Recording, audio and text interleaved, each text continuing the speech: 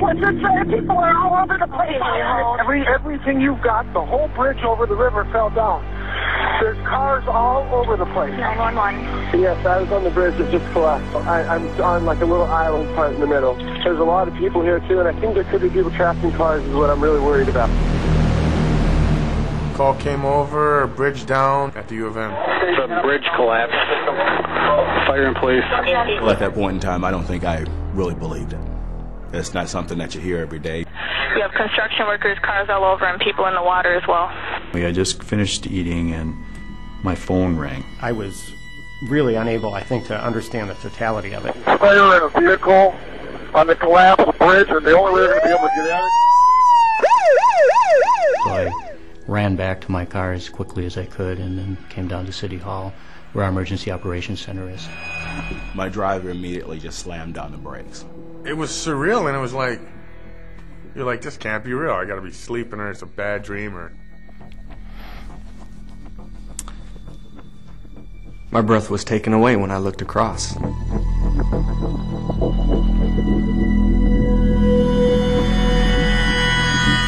was just incomprehensible. And this incredible concrete and steel structure that is supposed to stand up through all time was just twisted like a kid had thrown it down and broke it.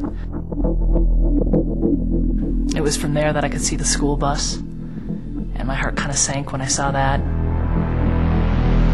My idea was check the cars that were submerged. Got to the edge of the water, took out my turnoffs, put the Gumby suit on, got tied off, jumped in the water.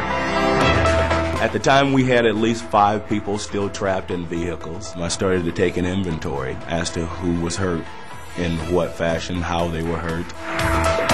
We used the wreckage as a crossing path to that bridge deck, crossing a span of open water, and it was very difficult and tenuous to get to. I'm in my car. There's people out here. They got the door open, but I'm not moving because my back is in a lot of pain right now. The 911 volume was probably about 3 times the normal amount. There's too many phones being used, and I can't... I knew what I was supposed to do. And the good news was pretty much everyone else knew that too, because we'd prepared enough. People were coming in and knowing the people that were involved and all the training they had that was kicking in. The EOC's role is to get that group operating on the scene anything they need, equipment, people, food, whatever it is. In our EOC, there's police, fire, public health, public works, up to people that you wouldn't think of, finance and public information folks. That crew around that table answered hundreds of questions in a real-time way and had to kind of tap into their own knowledge of what needed to happen to get things done and to serve that front line. What's going on down at the backside?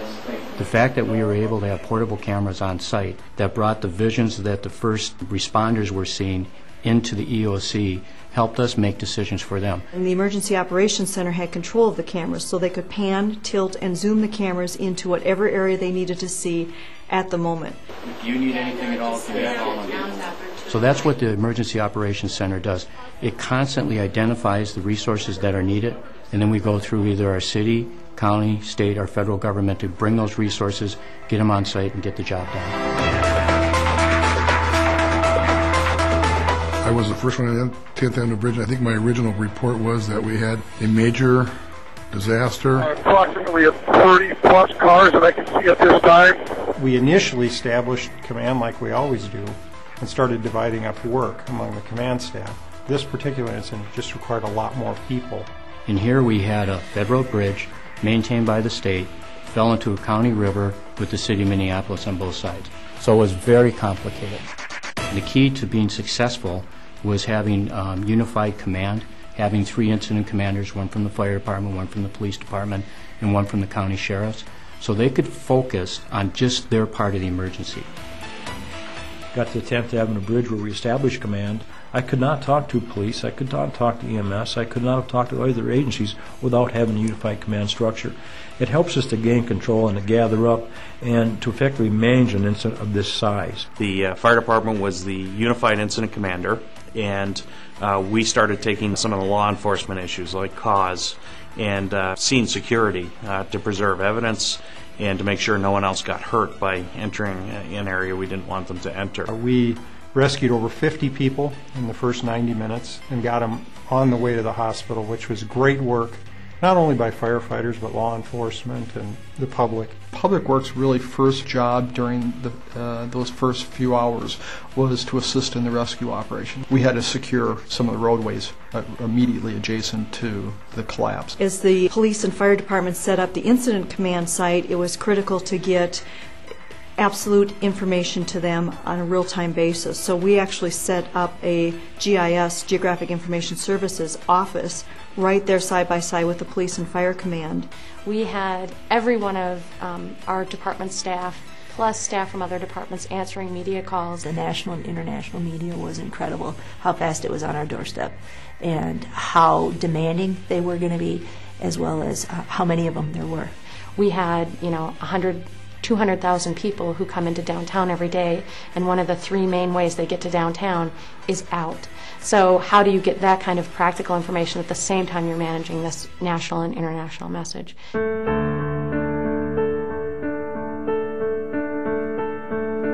As time went on, you start getting a smaller list of potential victims. There were people coming to the Family Assistance Center who were just looking for a place to figure out if their relative had been sent to a hospital, if they were all right, to connect with one another. We literally had teams of investigators who had to go out on hundreds of reports and locate people. There are still 20 to 30 people considered missing tonight. I just spoke and within a couple days we were sure that we had 8 missing people for sure that were on the bridge, as well as the original 5 that we knew had died that night. Those families had a special need for support from one another and for psychological first aid from professionals. The last number I heard is that we were close to about 170 agencies overall for the whole thing, which is incredible. It wasn't about, hey, I'm in charge. It was about what work needs to be done. Initially rescue, after that scene security, and then recovery, and now building a bridge. Mount Weather played a huge role. 5 years ago, the fire department put in for a grant through FEMA, through the federal government, to take about 80 of our people from the city of Minneapolis, the county, and the state to Mount Weather, Virginia. And we put ourselves through some simulated disasters. It was a very daunting 3 days. We could only use our emergency operation plans and the resources we had at the time. And we did not do well. I saw in that case what our strengths and our weaknesses were. We addressed those, and we were ready. And the training that we've actually been putting into that really paid off. I believed that the investments that we had already been beginning to make for 800 megahertz were, after 9/11, proved to be extremely valuable investments. But just the mere ability to interoperate between police, fire, and EMS, as well as Minneapolis to other agencies, is the real big advantage of 800 megahertz. If this would have happened 5 years ago, it would have taken 48 to 72 hours to get a collapse structure team on site. Our collapse structure team was there in 8 minutes. Well, I think something pretty clearly was demonstrated in all of this, and it's the fact that when you invest in quality government, you get quality results, and when you don't, there are consequences. People across the country would say, what a great job you did, Minneapolis. And to me, the word that I used was proud. I was so proud of our city. One of the things I did when I took this job was to bring pride to the patch, and you couldn't ask for a better response. For members of a national audience who don't know life in the Twin Cities, what have you got here that's going to get you through what you need to get through? At least in the Twin Cities there, we got the Midwestern, the Minnesota nice. We got a lot of that, and so like last night, I didn't have to ask; they just came, and that's probably the.